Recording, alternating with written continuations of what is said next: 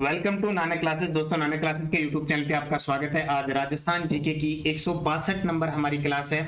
प्रतिदिन 50 क्वेश्चनों की ये क्लास आपको 9 बजे मिलती है। कभी करंट मिलती है, कभी नहीं मिल पाती है, तो आप ध्यान रखिए। आप पीछे की क्लास में रिवीजन कर लिया करो, निरंतर अध्ययन करें। हमारे सवाल आपके जवाब की महत्वपूर्ण क्लास परीक्षा में सबसे ज्यादा रिपीट होती है। रोजाना 9 बजे आपको मिलती है, तो स्टार्ट करें। इसमें आपको इतिहास, भूगोल, कला, संस्कृति, पॉलिटिकल का पूरा मिश्रण मिलता है। तो आज की क्लास को जल्दी से शेयर कर दें, लाइक कर दें, और अगर आप चैनल पे नए हैं तो इसको सब्सक्राइब कर लें। पहला प्रश्न देखिए, निम्न में से तेल भंडार बाड़मेर में नहीं है। निम्न में से कौन से तेल के भंडार है वो बाड़मेर में नहीं है?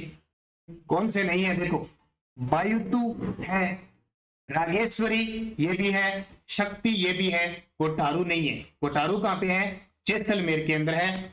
तो तेल भंडार की बात करें तो बाड़मेर में सबसे ज्यादा कुएं हैं। एक तो वायुतु हो गया, एक रागेश्वरी हो गया, एक शक्ति हो गया, इसके अलावा एक गिरल हो गया, एक कपूरड़ी हो गया।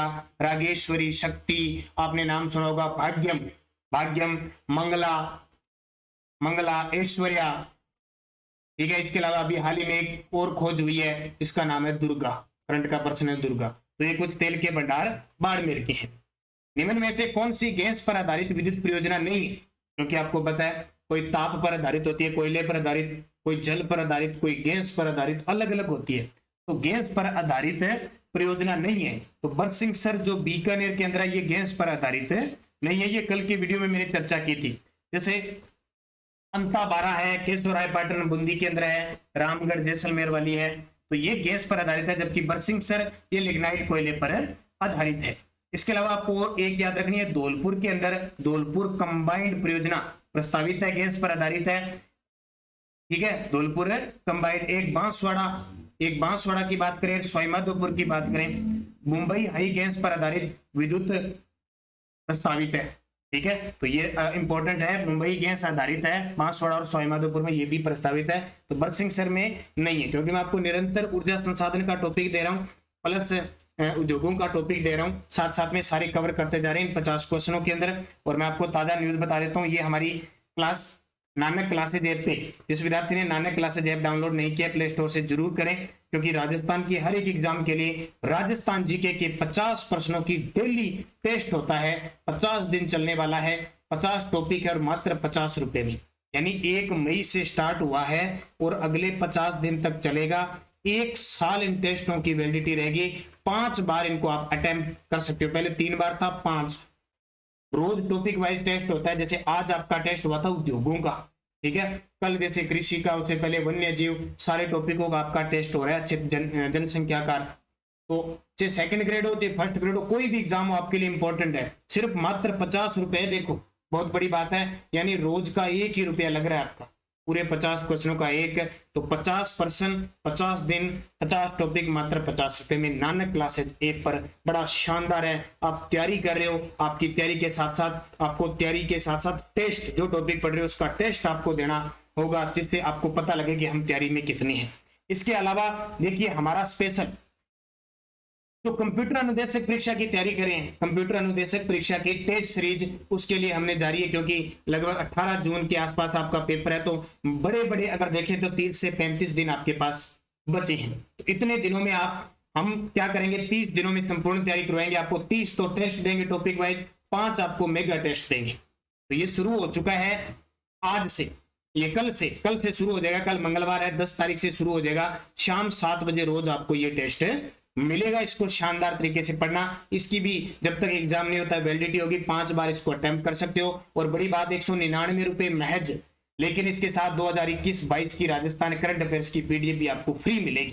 अधिक जानकारी के लिए कॉन्टैक्ट नंबर इसमें दे रखे हैं। नानक क्लासेज ऐप आपको डाउनलोड करके ये सीरीज कितनी है, बहुत ही प्रश्न पत्र के लिए राजस्थान जीके और करंट जीके का बेहतरीन साबित होगी आपके लिए। और प्रश्न आप टॉपिक वाइज पढ़ोगे तो आपकी तैयारी बहुत शानदार होगी। तो ये मौका न चूकना दोनों ही।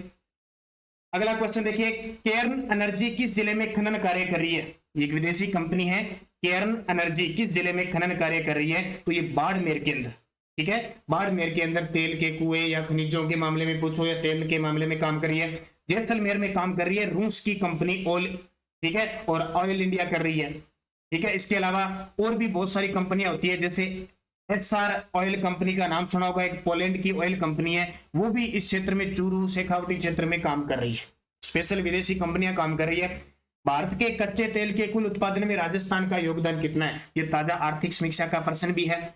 तो भारत के कच्चे तेल के कुल उत्पादन में राजस्थान का योगदान लगभग 22 से 23% है। सबसे ज्यादा योगदान है बॉम्बे हाई का, लगभग 39 से 40% है। और उसके बाद में अगर योगदान है तो अपने राजस्थान का है कितना, 22 से 23%। राज्य में पेट्रोलियम उत्पादक क्षेत्र कितने जिलों में विस्तृत है, और पिछले कॉलेज लेक्चरर के पेपर में क्वेश्चन भी आया था राज्य में, और वीडियो प्री के अंदर भी क्वेश्चन आया था। राज्य में पेट्रोलियम उत्पादक क्षेत्र कितने जिलों में विस्तृत है, तो 14 जिलों में विस्तृत है। आपसे पूछे कितने जिलों में, 14 जिलों में। लेकिन आपसे पूछे ये पेट्रोलीफेरिस बेसिन कितने, तो 4 है। लगभग 1,50,000 वर्ग किलोमीटर के 14 जिलों में विस्तृत है, खास करके पश्चिमी राजस्थान। बाड़मेर सांचौर बेसिन में कौन से जिले शामिल है, बाड़मेर सांचौर बेसिन में कौन से जिले शामिल है, तो बाड़मेर और जालोर शामिल है। ठीक है, क्योंकि मैंने अभी आपको बताया था 4 है पेट्रोलियम संभावित बेसिन है, उसके अंदर ये टोटल 14 जिले हैं, और इसमें अलग अलग जोड़ दिए, जैसे जैसलमेर बेसिन आ गया, बाड़मेर सांचौर बेसिन आ गया, बीकानेर नागौर बेसिन आ गया, और विंध्यन बेसिन आ गया। ऐसे 4 बेसिन बने हुए। तो बाड़मेर सांचौर बाड़मेर जालोर बेसिन में आता है। में कौन से जिले शामिल है, बाड़मेर जालोर। राजस्थान सरकार द्वारा पेट्रोलियम अन्वेषण लाइसेंस पीईएल कब जारी किया गया, राजस्थान, क्योंकि टॉपिक है देखो खनिज ऊर्जा संसाधन उद्योग, ये खास टॉपिक है, हर एक एग्जाम के लिए स्पेशल दे रखे, तो इन पे भी मैं ज्यादा फोकस कर रहा हूँ। राजस्थान सरकार द्वारा पेट्रोलियम अन्वेषण लाइसेंस कब जारी किया गया, तो ये 13 जुलाई 2020 को जारी। राजस्थान में हरित राजस्थान योजना का शुभारंभ जयपुर से कौन से वर्ष किया गया, हरित राजस्थान का क्वेश्चन काफी बार एग्जाम में पूछा जा रहा है, 2009। अच्छे तरीके से याद रखना, हरित राजस्थान योजना का शुभारंभ जयपुर में 2009 से। अगला प्रश्न देखिए, राजस्थान में शुष्क सांगवान वन राज्य के कुल वन क्षेत्र के लगभग कितने प्रतिशत भाग पर विस्तृत है। शुष्क सांगवान वन की बात करें, क्योंकि ज्यादातर सांगवान दक्षिणी राजस्थान में होते हैं, तो ये कुल वन क्षेत्र के 6.86% भाग में। भारत में वृक्षारोपण महोत्सव, जिसे वन महोत्सव के नाम से जाना जाता है, के जन्मदाता कौन है। भारत में वृक्षारोपण महोत्सव, जिसे वन महोत्सव हम बनाते हैं जुलाई अगस्त के महीने में आसपास, तो किस नाम से महोत्सव के नाम से जाना जाता है, कि जन्मदाता कौन है, तो इसके जन्मदाता है के.एम. मुंशी। कौन है, के.एम. मुंशी। वृक्ष हमारे पर्यावरण का प्रदूषण कम करने में मदद करते हैं। प्रतिवर्ष जुलाई में लाखों पेड़ लगाए जाते हैं, यह अवसर क्या कहलाता है, यानी प्रतिवर्ष जुलाई में लाखों पेड़ लगाए जाते हैं, इस अवसर को हम क्या कहते हैं, वन महोत्सव। क्या कहते हैं, वन महोत्सव। वेणु वीणाधारी देव मूर्ति किस जिले में स्थित शिवालय में मिली है। वेणु वीणाधारी देव मूर्ति किस जिले में स्थित देवालय में मिली है, तो ये हाल ही में खोज हुई है, ये बूंदी के एक शिवालय के अंदर मिली है। कौन सी, वेणु वीणाधारी देव मूर्ति मिली है। ओसिया का सूर्य मंदिर व देवगढ़ का दशावतार मंदिर किस शैली में बने मंदिर है। ओसिया जोधपुर के अंदर, जिसे राजस्थान का भुवनेश्वर मंदिर कहते हैं, और देवगढ़ का दशावतार मंदिर है, किस शैली में बने हुए हैं, तो पंचायतन शैली में। पंचायतन शैली हम कह सकते हैं, गुर्जर प्रतिहार शैली भी इसको कह सकते हैं, गुर्जर प्रतिहार शैली का एक भाग है। गंगरार का सूर्य मंदिर कहाँ स्थित है, गंगरार का सूर्य मंदिर कहाँ स्थित है। थोड़े से टफ क्वेश्चन है, पहली बार देखे होंगे बहुत सारे प्रश्न, लेकिन बहुत इंपॉर्टेंट प्रश्न है, इनके बारे में कोई ज्यादा जानकारी नहीं है, सिर्फ क्वेश्चन और आंसर है आपके लिए। तो चित्तौड़गढ़, गंगरार का सूर्य मंदिर कहाँ पे है, चित्तौड़गढ़ में। गजमुखी यज्ञ की शुंगकालीन प्रतिमा कहां से प्राप्त हुई है। गजमुखी, गजमुखी का मतलब गज होता है हाथी, हाथी के मुख के जैसे यज्ञ की शुंगकालीन प्रतिमा कहां से प्राप्त हुई है, तो ये नगरी चित्तौड़गढ़ के अंदर। कंफ्यूज मत होना, नगरी चित्तौड़गढ़ के अंदर है, जबकि नगर पूछे तो वो टोंक के अंदर स्थित है। ओपन आर्ट गैलरी के लिए कौन सा क्षेत्र प्रसिद्ध है, ओपन खुली, ठीक है, कला गैलरी होती है ना, उसके लिए कौन सा क्षेत्र प्रसिद्ध है, तो ओपन आर्ट गैलरी के लिए जो जिला प्रसिद्ध है वो शेखावटी क्षेत्र प्रसिद्ध है। कौन सा, शेखावटी क्षेत्र इसके लिए प्रसिद्ध है, भित्ति चित्रों के लिए। पोथीखाना चित्रकला संग्रहालय कहां स्थित है, ये बहुत इंपॉर्टेंट प्रश्न है, भी बार बार पेपरों में आ रहा है। तो पोथीखाना चित्रकला संग्रहालय है वो जयपुर के अंदर स्थित है। बकरी के बालों से जटपटियों की बुनाई का मुख्य केंद्र कहां स्थित है? बकरी के बालों से जटपटियों की बुनाई का मुख्य केंद्र है, तो ये कहां पे स्थित है? ये है जसोल बाड़मेर के अंदर। कहां पे? जसोल बाड़मेर। तो बाड़मेर और बाड़मेर का स्थान कौन सा है? जसोल। ग्रामीण गैर कृषि विकास अधिकरण, जिसको हम रूडा कहते हैं, की स्थापना कब हुई? ग्रामीण गैर कृषि, और जो टेस्ट चल रहे हैं उसमें कृषि का टॉपिक में मैंने आपको ये रूडा वगैरह, राज सिक्को वगैरह, औद्योगिक क्षेत्र में सारे टॉपिक डाल दिए, अच्छे तरीके से इनको पढ़ लेना। जो टेस्ट सीरीज जिसने नहीं ज्वाइन किया ना, कर लेना, बड़ा फायदा उसने, क्योंकि टॉपिक और टॉपिक वाइज से उसका चार्ज कुछ ही नहीं है, 50 रुपए कोई चार्ज नहीं होता, एक टेस्ट का रोज का 1 रुपया ऐसे लगा देते हैं अपने। तो रूडा की जो स्थापना हुई थी वो 1995 को हुई थी। खेसले किस स्थान का प्रसिद्ध लघु व कुटीर उद्योग है? खेसले जोड़ते हैं ना, वो किस स्थान का प्रसिद्ध है? लघु व कुटीर उद्योग है। तो कहां के प्रसिद्ध है? ये है जो खेसले प्रसिद्ध है वो लेटा जालोर के प्रसिद्ध है। लेटा जालोर के खेसले प्रसिद्ध है। मुलेला राजसमंद के टेराकोटा, अकोला चित्तौड़गढ़ की अजरक प्रिंट,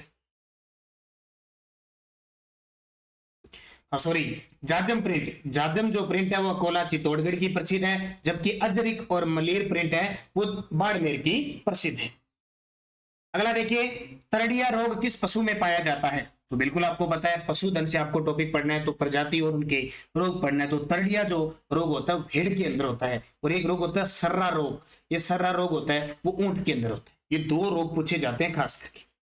लोंगजा जैन मंदिर किस जिले में है? लोंगजा जैन मंदिर किस जिले के अंदर स्थित है? तो लोंगजा जो जैन मंदिर है वो अलवर के अंदर स्थित है। टण का आभूषण कहां पहना जाता है? टण का आभूषण कहां पहना जाता है? तो टण का पहना जाता है पैर में। टण का कहां पे? पैर में पहना जाता है। जल झूलनी एकादशी कब बनाई जाती है? जल झूलनी एकादशी अभी ताजा ताजा 1 फरवरी में एग्जाम हुआ था, उसमें एक क्वेश्चन आ चुका है। भाद्रपद शुक्ल 11 को, भाद्रपद शुक्ल 11 को जल झूलनी। इतना याद रखना कि देवता शुक्ल पक्ष में ही नहाते हैं, उनको जल के अंदर झुलाया, झूले में ले जाया जाता है जो बेवाण होता है उसके अंदर, और फिर जल स्नान करवाया जाता है भाद्रपद शुक्ल 11 को। पंचायती राज संबंधी कौन सी समिति द्वारा त्रिस्तरीय व्यवस्था में ग्राम सभा को महत्व देने की सिफारिश की गई थी?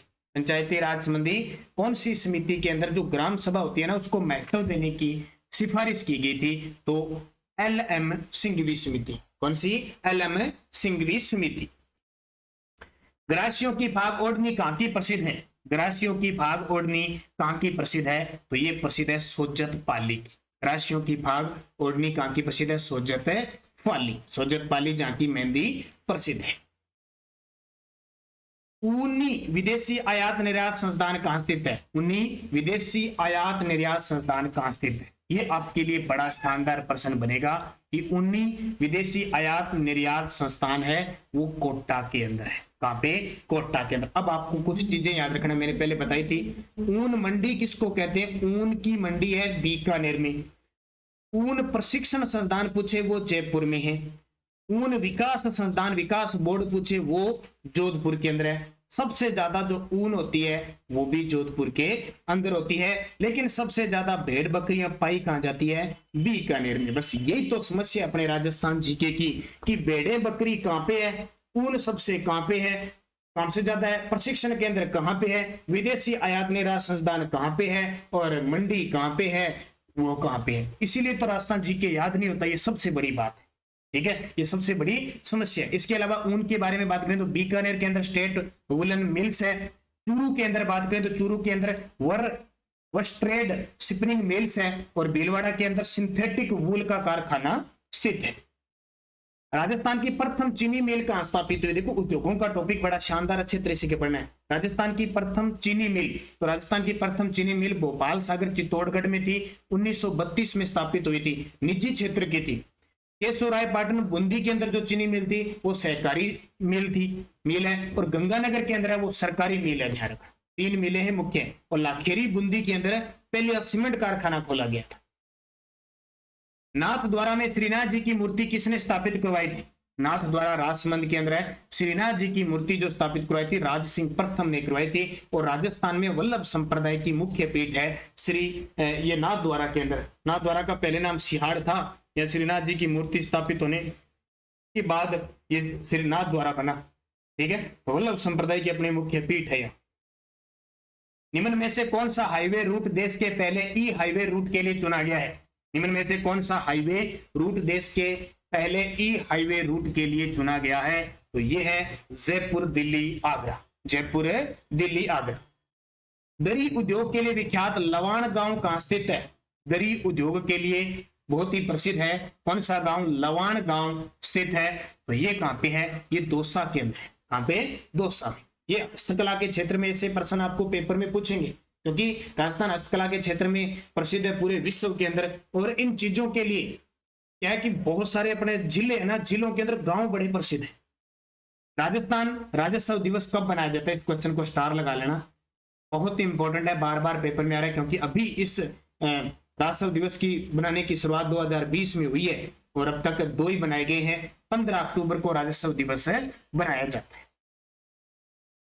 अक्षय तृतीया कब बनाई जाती है? बिल्कुल आपको पता है, अभी ताजा ताजा अक्षय तृतीया गई है। तो अक्षय तृतीया कब बनाई जाती है? वैशाख शुक्ल तृतीया को। वैशाख शुक्ल तृतीया को इस दिन माना जाता है कि राजस्थान में बाल विवाह खूब होते हैं। एक अनुमान के अनुसार, एक संभावित आंकड़ों के अनुसार सबसे ज्यादा बूंदी में और सबसे ज्यादा श्री गंगानगर में। अक्षय तृतीया या आखा तीज कहते हैं, अबुझ सावा होता है। रिको द्वारा कहां पर एग्रो फूड पार्क स्थापित नहीं है?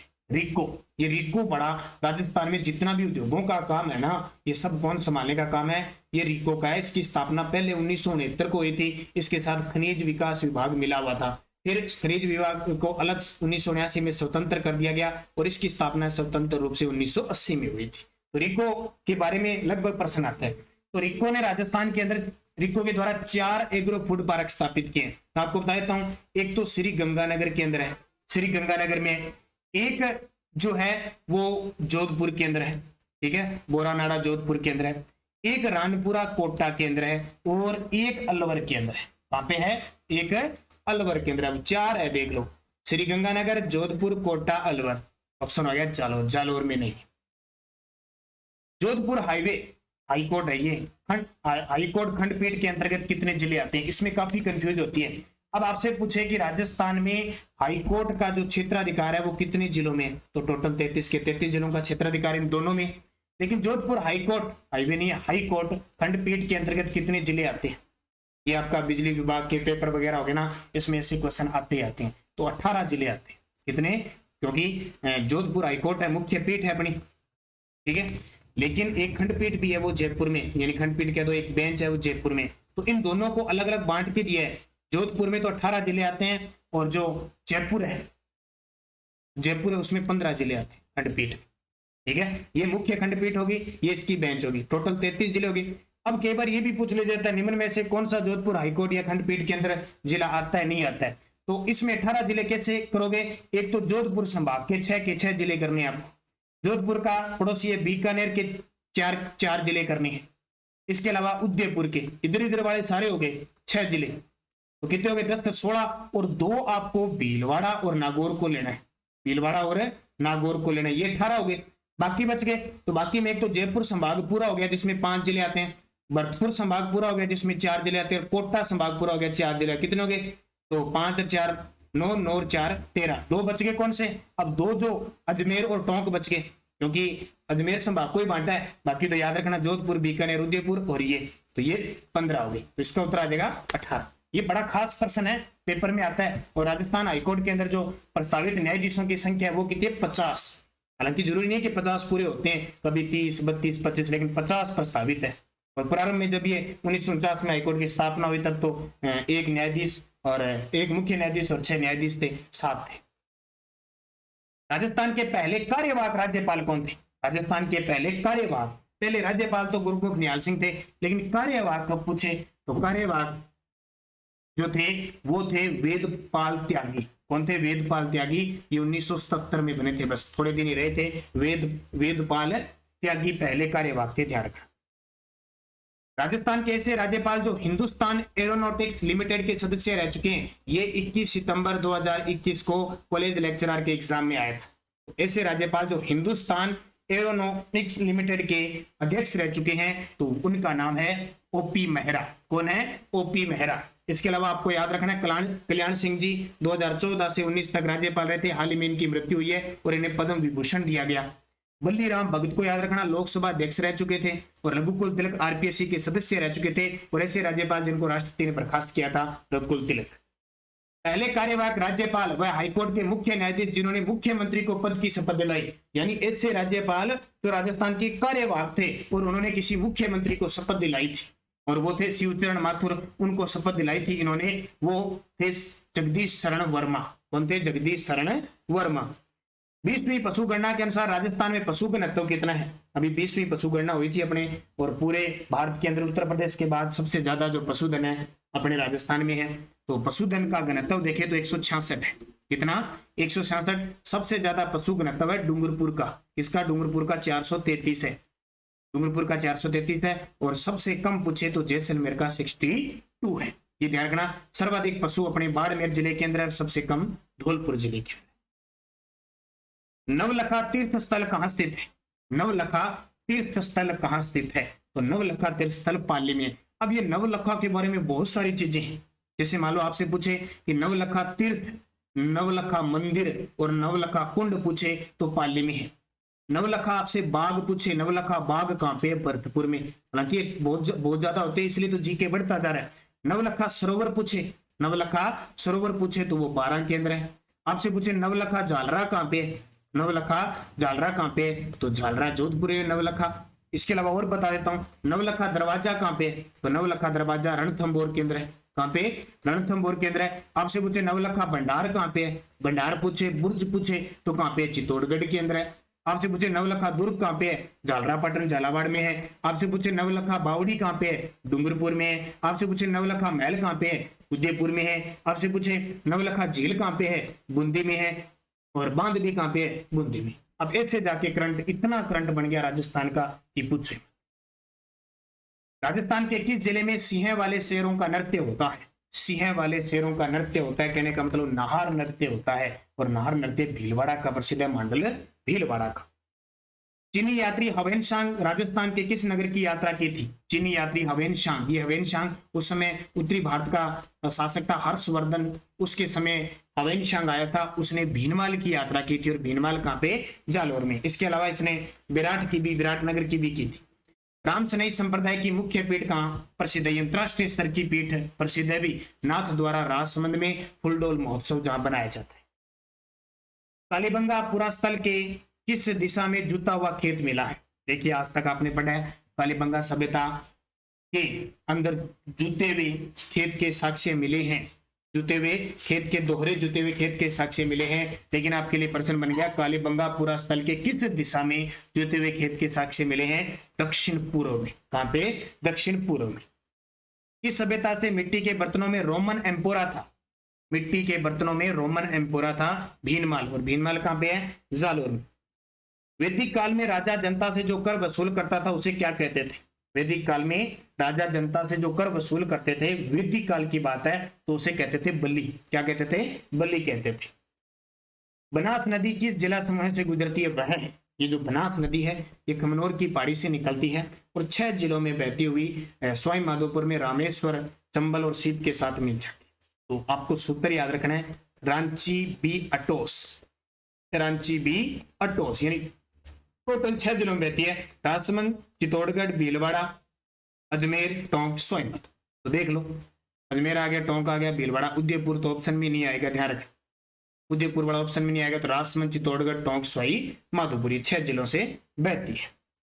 किस दुर्ग को लॉर्ड लेक का वाटरलू कहा जाता है? किस दुर्ग को लॉर्ड लेक, क्योंकि इसने कभी भी इस दुर्ग को जीत नहीं पाया था, लोहागढ़, भरतपुर। और राजस्थान के किस जिले को पूर्व का पेरिस कहते हैं? राजस्थान के किस जिले को पूर्व का पेरिस कहते हैं? गुलाबी नगरी राजस्थान का पेरिस कहते हैं, ये भारत का पेरिस कहते हैं, ये जयपुर है। नॉर्मल सा प्रश्न है। और अंतिम, राजस्थान की अणु नगरी किसको कहते हैं? ये भी काफी चर्चा में रहता है। राजस्थान के रावत भाटा, चित्तौड़गढ़, जो चंबल नदी चूलिया जलप्रपात है, रावत भाटा राजस्थान का एकमात्र परमाणु ऊर्जा संयंत्र है, इसे अणु नगरी कहा जाता है। तो ये आपके आज के 50 प्रश्न हुए। कई बार ये क्लास नहीं मिलती है, इसकी जगह करंट, जैसे कल 3 महीने का ये योजना ये मिल गया था, ये फरवरी, मार्च, अप्रैल का ये मिल गया था, ये इसलिए मैंने कल नहीं डाली। तो जब भी नहीं आए बस इतना दिमाग में रखना, जिस दिन मैं ये क्लास ले लूं उस दिन 162वीं क्लास है, 162 क्लास प्ले लिस्ट में है। कोई भी एक क्लास देखो आप, क्योंकि आपके लिए बहुत इंपॉर्टेंट है। जो नए विद्यार्थी हैं, जो पहली बार चैनल पर विजिट कर रहे हैं, वो पीछे वाली क्लास देखें। अब 162 नंबर क्लास है, इससे पहले 161 क्लासें आ गई, तो प्ले लिस्ट में राजस्थान जीके टेस्ट नाम से प्ले लिस्ट है, वो कोई भी जाके रोज ये समझ लो भी 9 बजे क्लास आ गई, वो देख लेना, क्योंकि आपके लिए बहुत इंपॉर्टेंट है, शानदार है। तो सभी विद्यार्थी वीडियो को शेयर जरूर करना। धन्यवाद। जय हिंद, जय भारत।